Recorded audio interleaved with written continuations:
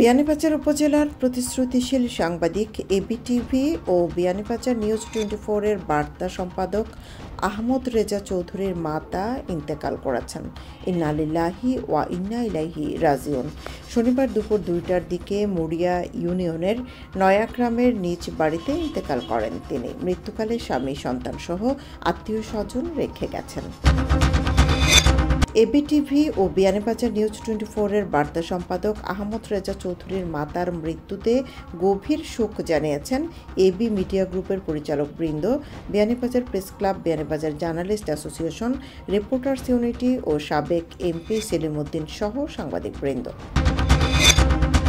Kalaiura cricket ক্লাবের committee পুনর্গঠন করা হয়েছে। বৃহস্পতিবার সন্ধ্যায় সাধারণ সভায় সর্বসম্মতিতে জুবায়ের আহমদ জুবেরকে সভাপতি ও হানিফ আহমদকে সাধারণ সম্পাদক মনোনীত করা হয়। একই সময়ে সাবেক ও বর্তমান খেলোয়াড়দের উপস্থিতিতে কালাইউরা ক্রিকেট ক্লাবের নতুন জার্সি উন্মোচন করা হয়।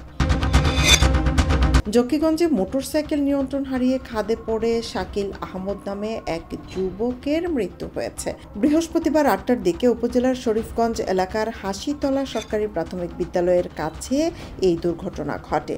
শুক্রবার পিল্লাকান্দি গ্রামে শাকিলের জানাজা শেষে দাফন সম্পন্ন হয়েছে।